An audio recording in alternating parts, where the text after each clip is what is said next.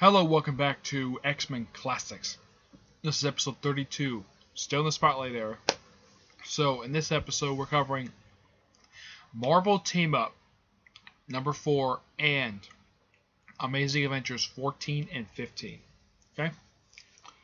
First up, I can pull it up here. Thank you. Marvel Team Up number 4.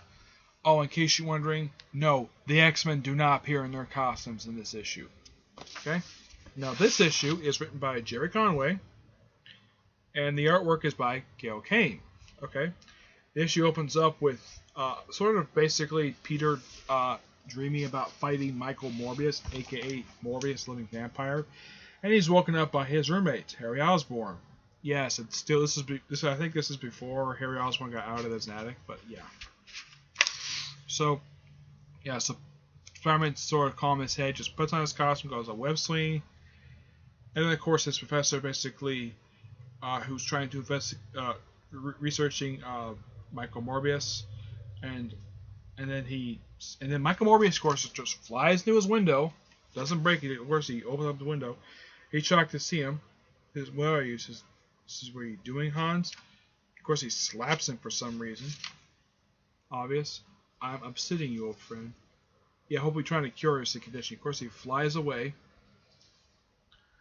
His landlady's like, something's going on. And of course, Spider-Man shows up, goes through this guy's notes. And of course, this woman's like shocked to see him. And of course, Jameson, like usual, blames Spider-Man for kidnapping a scientist. And we cut away to, well, and of course, this whole article where Spider-Man's accused of kidnapping a scientist is picked up by Charles Xavier. Yep. Well, actually, the X-Men don't team up with Spider-Man in their costumes, but two of the X-Men do appear in a costume for like a few pages. So you have Angel and Iceman just chewing training in the Danger Room. And then of course they're like, Spider-Man, the X-Men don't really team up with Spider-Man in their costumes, but they do appear in costume in this issue. And of course, Marvel Girl was reading. Of course, the X-Men are all summoned except for Hank, because like even though he's requesting assistance, he politely declines because stuff going on in the Astonishing Tales. Well, he says even though it says Astonishing Tales, it's actually Amazing Avengers. This is actually probably a typo. I don't know why that they said Astonishing Tales, but it's actually Amazing Adventures. Yeah. So, like, Professor Xavier's like, won't press it. Now, Hank's appearance in here is just a cameo. They just throw him in there because I think Jerry Conway wants to write all 5 X-Men. That's the only reason why he does that. So, Xavier briefs him what's going on.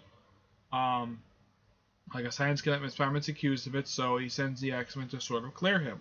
Because he knows Spider-Man would not really kidnap him. And of course, something really weird happens in this issue. Of course, after the X-Men leave, all dressed in 70s attire, of course, Jean Grey is wearing a very weird-looking outfit, which implies that she's got big breasts. I don't know why she was drawn like that for, but she was. And of course, one of the weird things happened. There's a panel, for some reason, put sideways in this issue. I'm like, what the heck is this for? I mean, I get the fact something like this would be something for the 90s, but come on, this is the 70s. And of course, we cut away to Spider-Man web slinging, and he runs into Iceman again. Yeah, of course he remembers running into Iceman because of the Amazing Spider-Man issue. And of course he sort of fights the X-Men a bit for a few pages. Of course, Spider realizes like they're not here to fight him; they're here to help him clear his name because, of course, James is of course accusing him. And he gets knocked out, and they sort of examine him. And he's knocked unconscious, and he gets fully briefed in Spider-Man's mind of what happened with the Lizard and Morbius. That kind of happened in I think it was Marvel Superheroes. I think it was Amazing Spider-Man 101 to 102, which was the first 2 appearances of the character of Michael Morbius. And of course we have kind of recapping. I think this is supposed to be issue 1 or either issues 1, 2, or 3 of Marvel Team Up, where you have Spider-Man and Human Torch team up and take on Michael Morbius. So basically, yeah, Xavier knows everything about Michael Morbius, and of course he's strained about it after reading his mind. So, well, actually, he says Michael Morbius is the bad guy, not Spider-Man. And of course, the X-Men talk for a bit, and we cut away to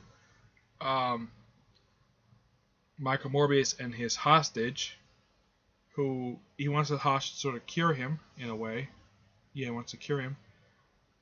And of course, Michael Morbius basically just because he's craving for blood, he has to go out and just, of course, bite people.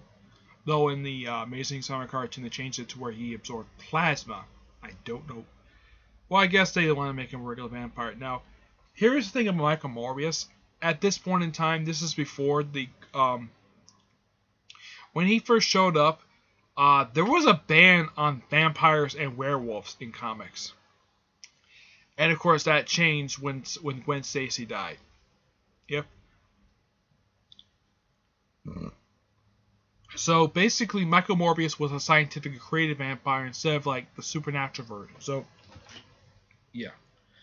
So, you have Morbius fighting what looks like some goons. He fights one guy, knocks him out. Guy gets scared. Angel hears the scream, and of course calls the other people, calls the other X-Men, and they take on Michael Morbius.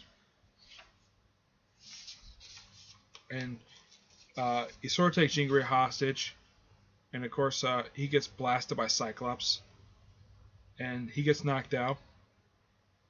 Does we need him? And of course Angel takes Morbius back to the mansion, where Spider-Man's like, what? So basically he says, you're lucky, and of course he kind of cures him. I love what he does, just knocks him out, keeps him in prison. Just works on him a bit. And before Spider-Man leaves, he gives Jean Grey a kiss before he leaves.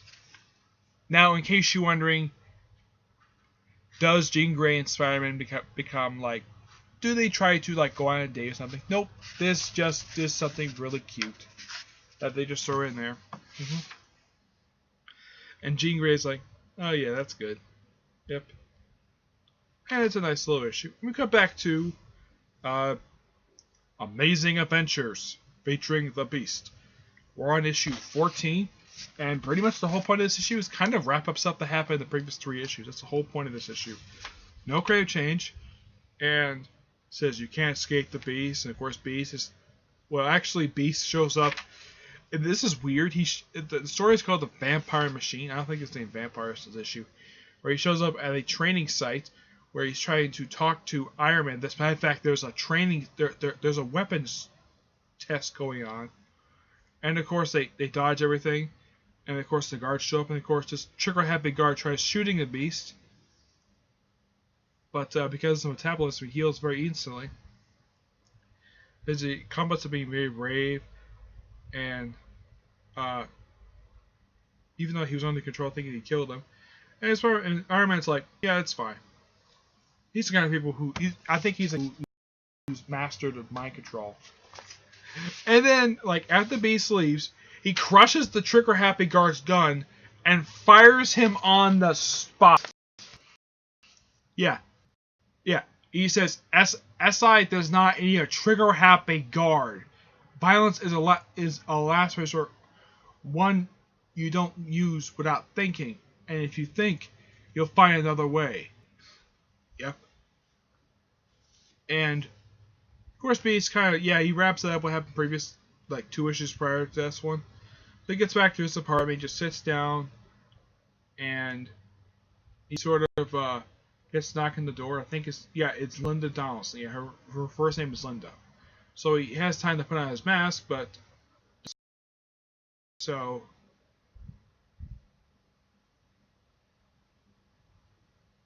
he basically has to put his hands in his pockets. So Melinda's there briefly, and he tells him he got a cold. He takes the sick day.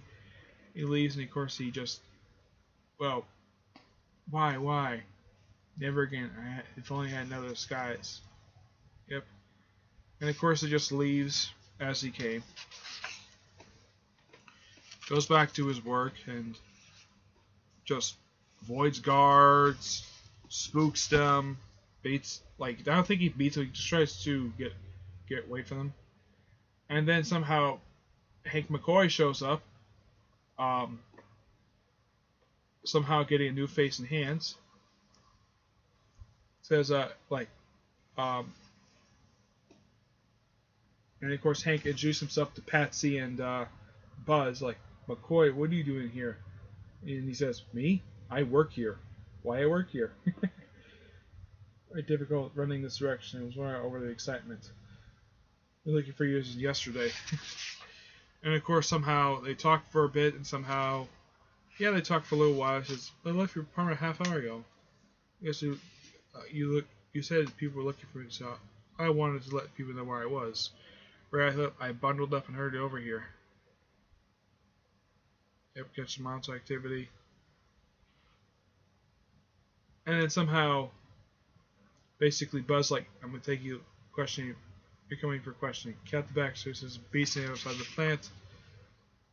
And of course, like, Hank's like, that can't be. Beasts can't be in two places at once. Just forget, let me alone. Yeah, and of course, hey, please don't like the police officer. I love my country. Yeah. He says he loves her. She loves him. Footsteps is the beast. He thinks it's the beast. And it turns out it's this guy. Quasimodo. A guy who's fought the Silver Surfer in the Fantastic Four. Yep, Quasimodo. The living computer. Yeah, and of course the reference to Fantastic Four, I think it was number 4 for sure. Yeah, it was mentioned number 4, and of course mentioned number 5. Special 5. Of course, he talks about it. Of course, Hank fights him for most of the issue. Fight. Yeah, gotta love this fight scene. And they're still fighting. Like, my gosh, the whole issue is a fight. Like, most of the issue is a fight scene. And of course, Quasimodo has apparently died. Well, actually, he kills himself. But it's a nice little issue. And then we cut to issue 15, which is the debut of a brand spanking new character. This character, who Hank and Angel are fighting, this is called the Griffin. This is his very first ever appearance. Yeah, if you ever see him if you ever see this guy show up in modern day, yeah, you'll know where he first showed up. In a Beast story. And a story called Coming Out the Griffin. Well, that's what this cover says. It says murder in midair. It says, what in the world? And it's Patsy. You know, it's Patsy Walker. It's Patsy Baxter. Yeah, basically, he shows up at her apartment. Yeah, I'm like, how the heck did he know where she lived? That's one thing that really kind of bugs me. Like, and of course, she puts him on her couch because he's so knocked out. Of course, to kind of recap what happens in the previous 3 issues. And of course, he's Patsy. And then somehow, because his mutation has mysteriously turned him black. Yeah, because it's mutated further. It says, and Pat's like, you've been running all your life, haven't you, Hank McCoy? Talk about your delivery. I know. Sit down. Apparently, somehow Patsy knows about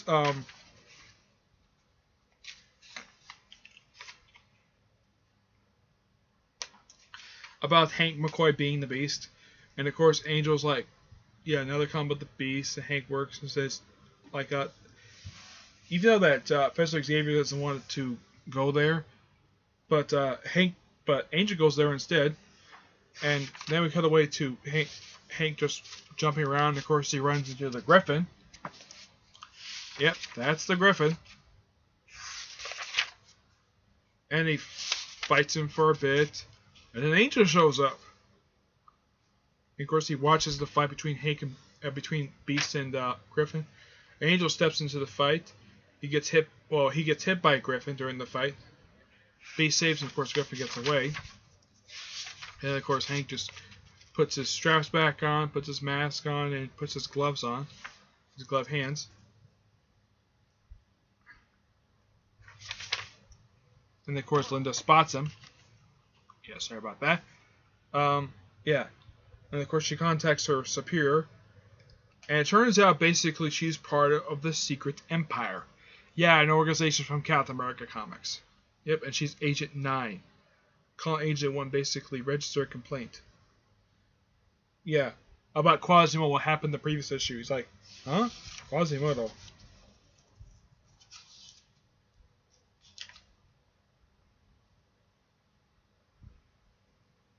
And apparently Mastermind was sent there by the Secret Empire for some reason. Yeah, and of course this is just a little. It's just filler, but it's a nice filler. Yeah, of course stuff that, and of course the guy references what happened in the first part of the Beast Soul feature in this book, and then of course the Griffin comes in. Apparently Griffin works for the Secret Empire for some reason at this point, and of course then of course they cut away to his origin story, where he gets Scott, where he was apparently some hood, and of course he gets his suit, becomes a Griffin. That's it. Yeah, it's a quick little origin story. Then Hank goes for some questioning, like with Buzz Baxter, and he says he brings Warner Worthington with him. Yeah, of course the Warner's here for a visit, and of course Buzz questions him for a little while. Says Buzz darling is true. Of course Patsy speaks about it. Says I had to unpack dishes so I could eat at home. Night we were at the movies in your office. You were at your office setting up, and I packed dishes to eat home. But yeah, and of course, Patsy becomes Hank's alibi. Yep.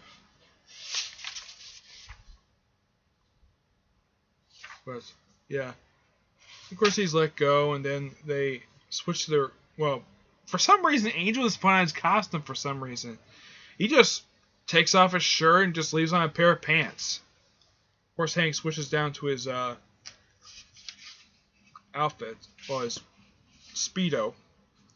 And of course, he fights the Griffin again. And then Angel fights him too. And of course, the soldiers fight him before. The soldiers see the fight. And this fight lasts for several pages. And then, and after the Griffin is knocked out, I think he's picked up at the guards. This, guys, anything I told you made any sense? It's like, yeah, it has. And of course, it goes back. And then the issue ends with a woman basically apparently knows Hank was not Lyndon Dawson. Says, you. And we're ending right there. I think so. Yeah, that's it. So, what did I think of these 3 issues? The Marvel team-up issue was okay. As for the whole team-up aspects, the X-Men Spider-Man do not team up with this issue at all. They just fight, they get knocked out, and then the X-Men fight Michael Morbius. He gets knocked out. Apparently he's behind everything, and that's it. Of course, this later gets explained in the Michael Morbius stuff that happens in Avengers Into Fear. As for the Amazing Avengers issues, wow, these were actually pretty good issues. Especially seeing Quasimodo, which I'm like, yeah, it's Quasimodo. Yeah, he's a character who's fought Rom, Fantastic Four, the Silver Surfer. Yeah, it's kind of nice to see his character apparently commit suicide. And here's the thing. Once he shows up, the whole issue becomes a fight scene. Yep. And in the next issue, we have debut of the Griffin, which is still really nice. And, of course, you have a guest star appearance by Angel and the X-Men. Good. Yep. And it's a nice little... Of course, also in issue 14, you see Patsy Walker and her... Well, at the time, is her first husband... When she's married to her first husband, Bugs Baxter, who becomes Mad Dog. Yep. Oh, and yeah, in case you're wondering, Patsy is 2 times divorced. Yeah, she has 2 ex-husbands, though one of whom is still very much around. As for her first ex-husband, he barely shows up in comics anymore. Yep. So, 3 really good issues. So I give the Marvel Team-Up issue 8.75, but I give the Amazing Adventures issues a 9 out of 10. Great issues. So, excuse me. That's it for this episode. Stay tuned for the next episode, which should be episode number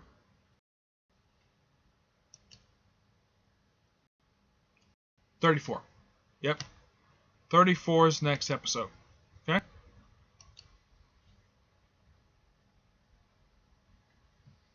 So until then, I will see you there. Bye.